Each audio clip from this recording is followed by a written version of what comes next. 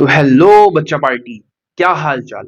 आज के इस वीडियो में हम बात करेंगे क्लास 12 फिजिक्स का एक बहुत ही प्यारा सा टॉपिक जो कि है निरक्षीय स्थिति में विद्युत क्षेत्र की तीव्रता। इसके पिछले वीडियो में हम लोगों ने अक्षीय स्थिति में विद्युत क्षेत्र की तीव्रता देखी थी। ये दो टॉपिक ऐसे हैं जो हर साल बोर्ड एग्जाम में 5 नंबर के पूछे जाते हैं। तो चलिए बिना टाइम वेस्ट किए हम लोग स्टार्ट करते हैं अपना आज का ये टॉपिक। तो देखो प्यारे, अपने को करना क्या है। तो सबसे पहले वैद्युत द्विध्रुव की निरक्षीय स्थिति में हमें तीव्रता ज्ञात करनी है। तो सबसे पहले तो जरूरी है कि एक वैद्युत द्विध्रुव ही बना लिया जाए। तो मान लो एक बिंदु यहाँ है अपने पास, इससे कुछ दूरी पर एक और बिंदु है अपने पास यहाँ पे। यहाँ रखा हुआ है माइनस क्यू आवेश और यहाँ रखा हुआ है प्लस क्यू आवेश। भाई दो बराबर परिमाण के विपरीत प्रकृति के आवेश अगर रखे होते हैं कितनी दूरी पे, अल्प दूरी पर। अल्प दूरी का मतलब उनके बीच में जो डिस्टेंस होता है वो क्या लिया जाता है, 2l। तो उस संरचना को हम वैद्युत द्विध्रुव बोलते हैं। वैद्युत द्विध्रुव का केंद्र क्या है, ये O है मान लो। अब यहां से r दूरी पर निरक्षीय स्थिति में हम क्या ले रहे हैं, एक बिंदु P ले रहे हैं। कितनी दूरी पे ले रहे हैं, r दूरी पे। r दूरी पे इस बिंदु P पर हमें वैद्युत क्षेत्र की तीव्रता ज्ञात करनी है। तो तीव्रता ज्ञात कैसे करेंगे, उसके लिए जरूरी है ये दूरी पता हो L, और ये वाली दूरी कितनी हो जाएगी L।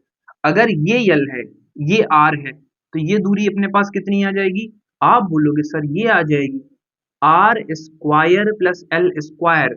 यानी ये वाली दूरी भी अपने पास कितनी निकल के आ जाएगी, R square plus L square. कैसे आ गई सर, ऐसे आ गई कि यहाँ 90 डिग्री कोण बना है ना भाई, इस लाइन के ऊपर ये लंबवत है, बिल्कुल 90 डिग्री के एंगल पे है।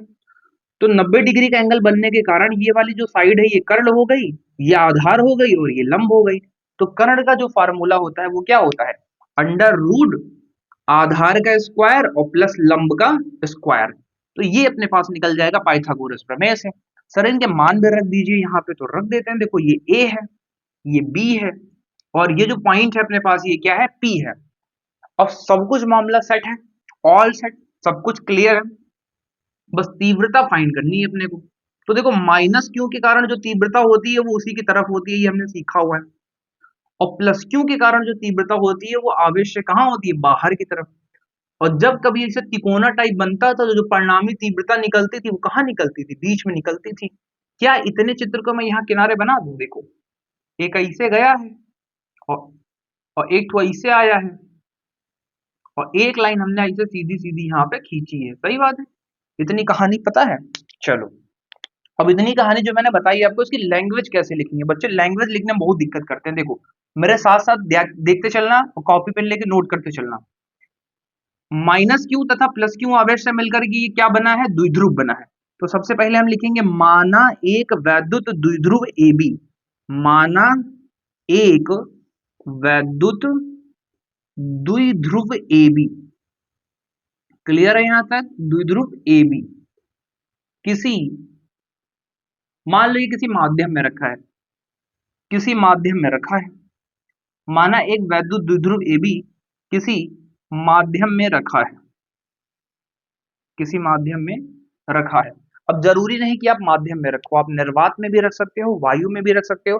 तो चलो थोड़ी देर के लिए हम लोग पहले मान के चलते हैं इसे निर्वात में रखा हुआ है, यह वायु में रखा हुआ है। माना एक वैद्युत द्विध्रुव AB वायु में रखा हुआ है। कहाँ रखा हुआ है, वायु में रखा है। चलो वायु में रखा है ना। तो द्विध्रुव के वे दो आवेश हैं, तो आप लिखोगे द्विध्रुव के आवेशों। एक से अधिक लोगों के लिए हम लोग क्या लगा देंगे, बहुवचन का प्रयोग करेंगे, आवेशों माइनस क्यू तथा ये वाला जो होगा ये क्या होगा, ये होगा प्लस क्यू के बीच दूरी। आप देख पा रहे हो कितनी है, तो आप बोलोगे सर इनके बीच में दूरी तो 2l है, तो के बीच दूरी 2l है। ठीक है, अब जो द्विध्रुव है, इस द्विध्रुव के केंद्र भी है। द्विध्रुव का केंद्र क्या है, O है। तो आप लिखोगे द्विध्रुव के केंद्र O से कितनी दूरी पर, R दूरी पर। O से R दूरी पर एक बिंदु P पर, एक बिंदु P पर हमें, P पर हमें वैद्युत क्षेत्र की तीव्रता ज्ञात करनी है। वैद्युत क्षेत्र की तीव्रता ज्ञात करनी है। क्लियर है यहां तक? ज्ञात करनी है। अच्छा, सारी कहानी हो गई सर। अब बताइए आगे। तो अब आगे ये है कि देखो हमने जो माना है वो पहले मान लेते हैं कि माना प्लस क्यू आवेश के कारण, माना प्लस क्यू के कारण जो तीव्रता है वो हमने क्या मानी है, E1 मान लेते हैं। प्लस क्यू के कारण जो तीव्रता है उसे E1 मान लेते हैं, और माइनस क्यू के कारण वाली को क्या मान लेते हैं, E2। यहाँ लिख देते हैं माइनस क्यू के कारण जो तीव्रता है उसे हमने क्या माना है, E2 माना है। क्लियर है यहाँ तक? तीव्रता क्या हो जाएगा, E2 हो जाएगा। तो बेटा ये वाला क्या हो जाएगा, E1 हो जाएगा, और ये वाला क्या हो जाएगा, E2 हो जाएगा। अब एक बात बताओ, अगर ये एंगल थीटा हो, ये एंगल थीटा हो, एंगल मतलब कोण, तो पक्का ये वाला कोण भी थीटा होगा और ये वाला कोण भी क्या होगा, थीटा होगा। अच्छा सर, यहां तक समझ गए। अब बताओ, तो देखो हम लोग अभी तक जो परिणामी तीव्रता सीखते हैं वो कैसे सीखते हैं, जब किसी बिंदु पर दो आवेश तीव्रताओं को निकालते हैं, दो आवेशों के कारण, तो उस स्थिति में तीव्रताओं को हम जोड़ देते हैं। भाई इसके कारण यहाँ तीव्रता और इसके कारण यहाँ तीव्रता, पर यहाँ तो दिक्कत है। यहाँ ये जो तीव्रता है ये कैसे निकालें, इस तीव्रता को निकालने के लिए हमें क्या करना पड़ेगा, इस जो अक्ष है यहाँ का इसका घटक करना पड़ेगा, इसे लंबवत और क्षैतिज घटकों में वियोजित करना पड़ेगा। बहुत भारी शब्द लग रहा है पर आराम से घटक हो जाएगा। ये देखो यहाँ पे एक ऐसी सीधी सीधी आप लाइन खींच दो, हो गया घटक इसका।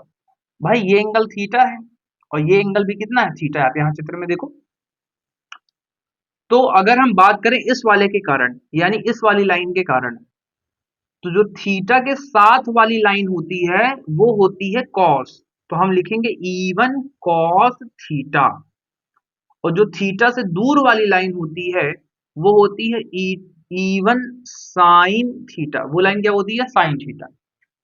थीटा के पास वाली लाइन को हम बोलते हैं E2 के लिए भी, ये देखो थीटा से सटी हुई है तो इसको बोलेंगे E2 cos थीटा, और थीटा से दूर जो घटक होता है उसे हम लेते हैं साइन थीटा। अगर आप कंफ्यूज रहते हो तो मान सकते हो ये कौन सा घटक है, ये लंबवत घटक है, लंबवत घटक है। अच्छा, और ये वाला घटक कौन सा है, तो ये भैया ये है क्षैतिज घटक, क्षैतिज घटक। अब आप एक बात बताओ जरा ध्यान से इस चित्र में देखो, लंबवत घटक एक दूसरे के विपरीत है, एक उधर की तरफ है तो एक इधर की तरफ है। अब दो बल अगर एक दूसरे के विपरीत लगेंगे तो उस स्थिति में क्या होगा, उस स्थिति में वो एक दूसरे को क्या करेंगे, निरस्त कर देंगे। और जो क्षैतिज वाला घटक है, ये क्षैतिज घटक एक ही दिशा में है, तो एक ही दिशा में होने के कारण ये जो घटक है वो क्या होगा, जुड़ जाएगा।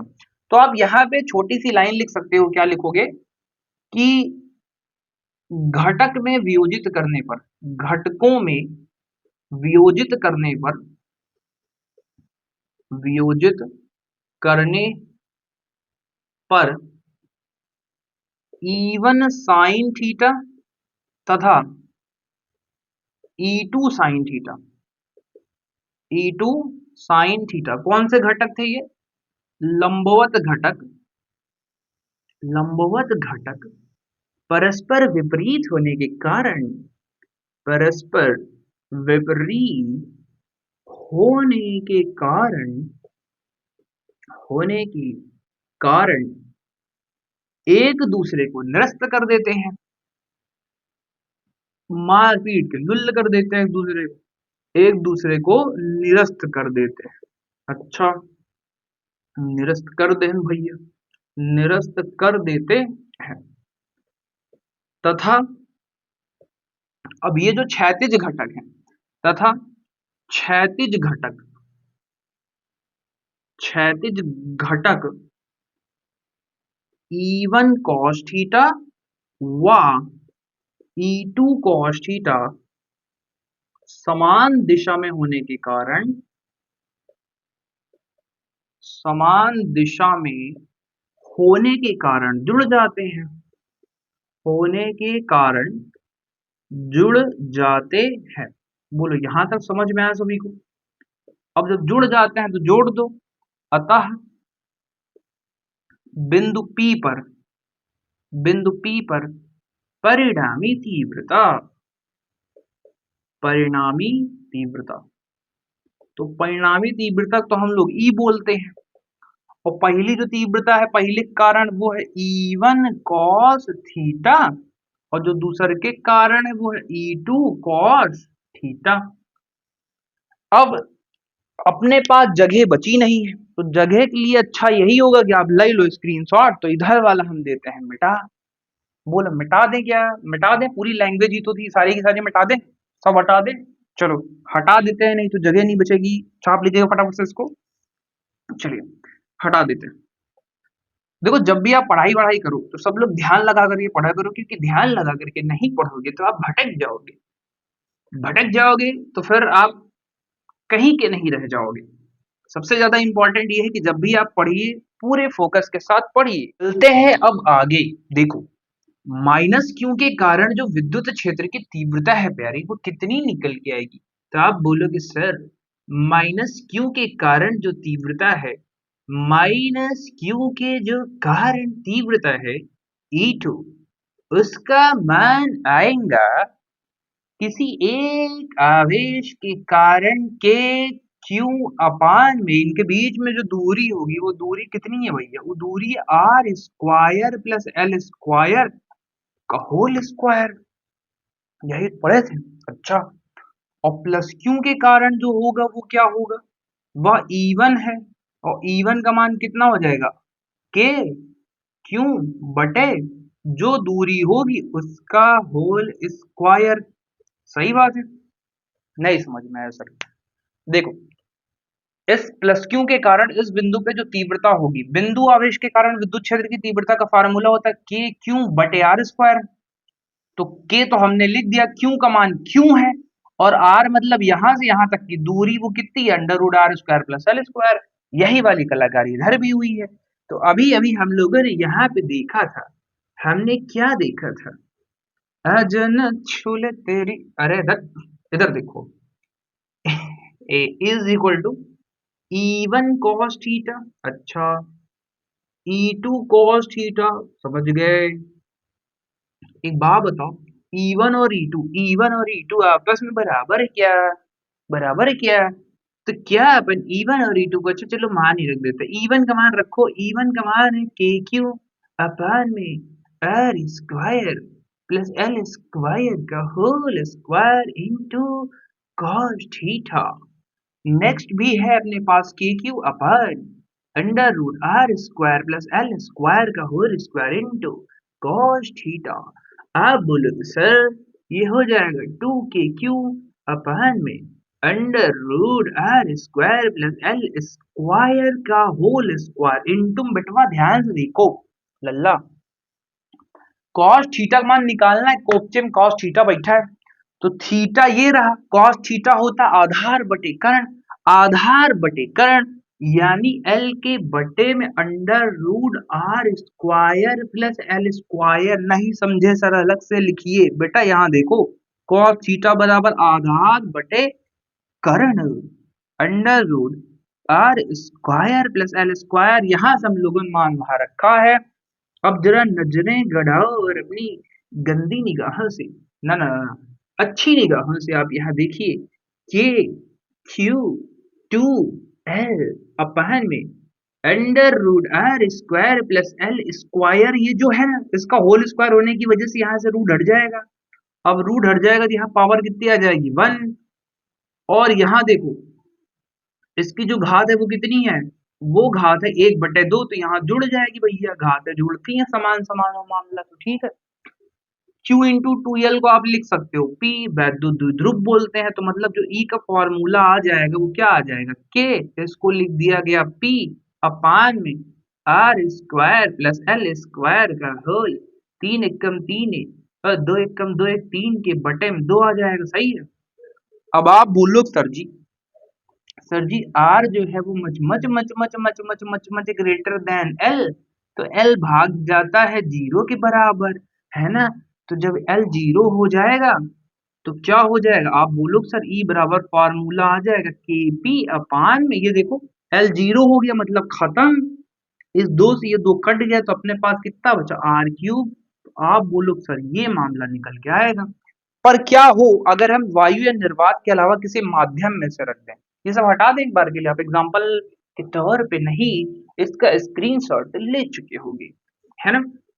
देखो ये जो फॉर्मूला निकला है, क्या हो अगर हम किसी माध्यम में रख दें, वायु या निर्वात में ना रख करके किसी माध्यम में रख दें, तो उस स्थिति में क्या होगी कहानी जरा ध्यान से देखो मेरे जानी। देखो अगर कोई माध्यम होगा तो माध्यम होने की स्थिति में आपको फॉर्मूला हम क्या बताएंगे, आप बोलो सर केपी अपान में आर क्यूब। तो के का मान आप रख लो, के का मान क्या होता है 1/4 pi epsilon not Q upon में आर क्यूब, यही होगा। क्या लिख रहे हो यार, पी अपान आर में आर क्यूब। अपसाइलन नॉट कब लिखा जाता है, जब मामला वायु या निर्वात का हो, और जब कोई माध्यम हो तो उस स्थिति में हम अपसाइलन को अपसाइलन नॉट ना लिख करके केवल और केवल क्या लिखते हैं, अपसाइलन लिखते हैं। और हमने सीखा हुआ है कि अपसाइलन बराबर के अपसाइलन नॉट होता है, तो यहाँ रख दें क्या 4 पाई अपसाइलन नॉट इंटू के इंटू पी अपान में आर क्यूब। यानी इस तरीके से हम देख पा रहे हैं किसी माध्यम में निरक्षीय स्थिति में जो विद्युत क्षेत्र की तीव्रता होगी उसका फार्मूला ये होगा, सिंपल फार्मूला ये होगा। अगर वायु निर्वात के लिए बोले तो उसको एक और तरीके से लिख सकते हो, माध्यम बोल देगा तो अपसाइलन नॉट गायब कर दोगे, ये कुछ कहानी चलती है यहाँ से। पर अगर आप देख पा रहे हो ना, यहाँ से देखो ये निरक्ष में निकला है, और अगर बगल ही में मैं इसके अक्ष वाला लिखूं, अक्षीय स्थिति वाला, तो उस स्थिति में फॉर्मूला आया था 2 kp अपान आर क्यूब, है ना। तो आप देखो बेटा, जो अक्षीय वाला है वो निरक्षीय वाले का डबल है, मतलब निरक्षीय स्थिति में विद्युत क्षेत्र की तीव्रता अक्षीय स्थिति की तीव्रता की आधी होती है, या इसका उल्टा बोल सकते हो कि अक्षीय स्थिति में विद्युत क्षेत्र की तीव्रता निरक्षीय स्थिति का 2 गुना होती है। यहाँ तक की कहानी समझ में आई सभी को, बहुत बढ़िया, गुड, वेरी गुड। आप इसी तरीके से पढ़ाई करते रहिए, हमारे चैनल के साथ जुड़े रहिए, और साथ ही साथ ऐसे प्यारे प्यारे बच्चों को इस चैनल से जोड़ते रहिए जो फिजिक्स पढ़ने में बोरियत फील करते हैं।